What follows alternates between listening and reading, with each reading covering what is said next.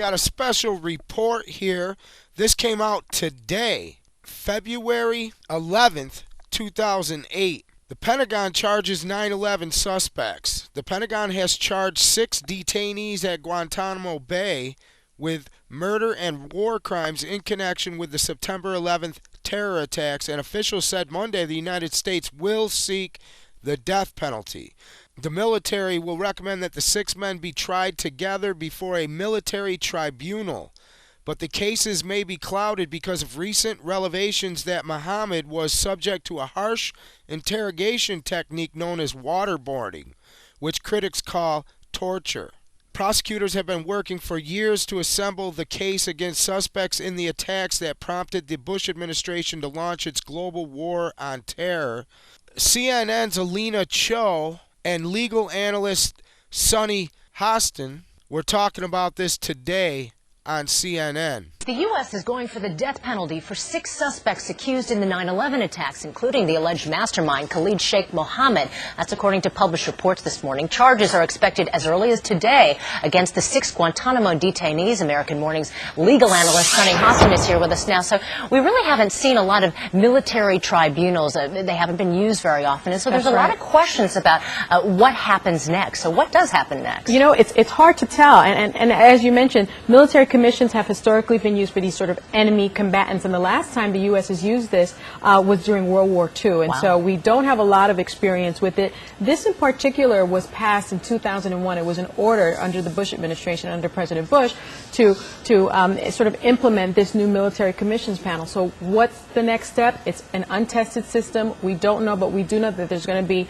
probably charges, death penalty charges, and I think what's most fascinating about it is we know that the death penalty system here in the United States has been criticized widely by other countries, and so there's no question that it's going to be debated fiercely, and really the spotlight's going to be on the United States by other countries. So let's talk more specifically about this, because a lot of the detainees charging through their lawyers that they're being held without just cause. That's right. And then a lot of questions about the coercive techniques by which they made their admissions. So what about that as evidence? I mean, can that be admitted? You know, in a military commission trial, it is going to be admitted. But what's very fascinating, as you mentioned, Alina, we've seen that these are problematic proceedings. We've seen that the Supreme Court has struck down some of these proceedings. We've seen that there have been these coercive tactics, and so it's going to be admitted, but it's really hard to tell what's going to happen. Is it going to be a closed secret proceeding?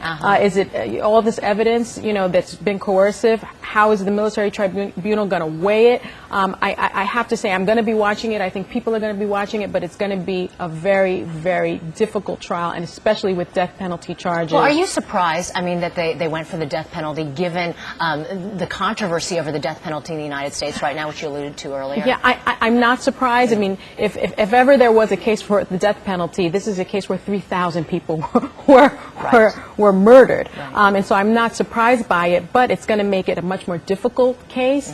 You're going to have attorneys that are seasoned in the death penalty. Sure. I think it's going to be appealable, and so unfortunately, while this is something that we've been waiting for, and these men have to be brought to justice, it's going to make this sort of just a legal quagmire right now. Well, and it'll be a long process, I'm sure, with lots of appeals. Legal analyst Sunny Hostin, thanks as always. Thank you. Now, what I don't understand here is, it says here that they're recommending the death penalty. Now, you heard that, you know, there's going to be a lot of backlash from that from other countries. So we're not going to gain any friends on this, because they were using that waterboarding where they simulate drowning to get suspects to confess. And, you know, this guy said, I take responsibility for everything from A to Z to 9/11. Now look at this guy. Does he look like he could actually pull off something from A to Z of the magnitude of 9/11? Waterboarding isn't an issue. I don't understand how all these laws that the Bush administration passes in their administration that allows all this torture and all these secret prisons by the CIA, because that's where they had them, where they were using waterboarding and stuff. And this was reported all over the place, these CIA secret prisons. And they go in front of these courts where you don't have any rights. And they're saying now that they could do this on American citizens. And that's what's the scary part.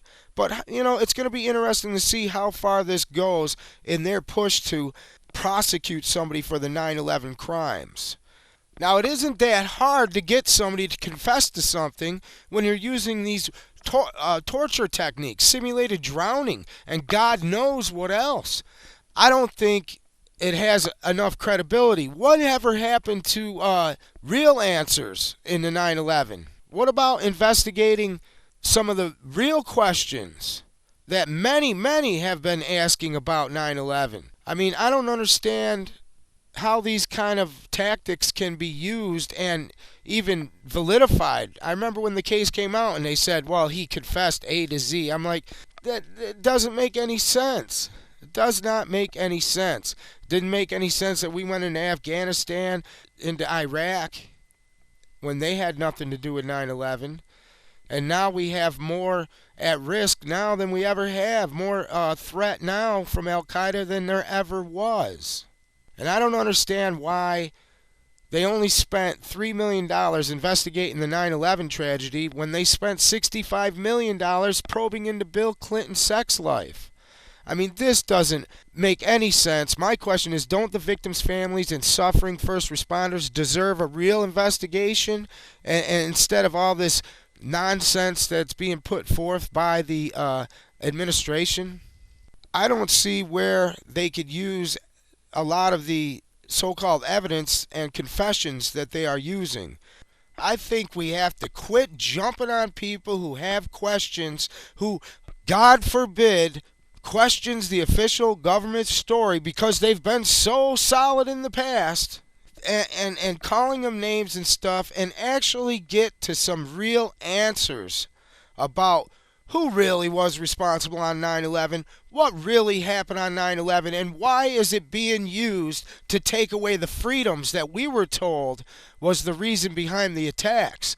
I mean, that's another thing that I cannot understand. Condoleezza Rice and Donald Rumsfeld and all them said they had evidence that was superb, that could not be denied, that Saddam Hussein had weapons of mass destruction, and that they were going to use them against the United States. And then we find out that that was pure bull. When Condoleezza Rice said, we have the evidence, we are going to release it shortly, we haven't seen any of it, because it was all lies. And we need to break through them lies and get to some real answers. I mean, the family members deserve it. The people, the first responders who are sick and dying deserve it. And America and the world deserves real answers, not this government cover-up. And that's exactly what 9/11 is. It's a government cover-up. And I talked about it yesterday, about it being almost like the Kennedy assassination now, where everybody knows something stinks to high heaven, but it's just getting swept under the carpet, and it doesn't matter how much evidence comes out and whose deathbed confessions happen, that nobody is still going to want to believe it because it just shatters everybody's belief systems. Nobody wants to admit that the wool has been pulled over their eyes, but we need to start growing up and understanding what's happening in the world around us and not be afraid to ask questions and demand answers. But we will be following this. I want to thank you for listening to this special report, and all the information is posted at the website harrythomas.info.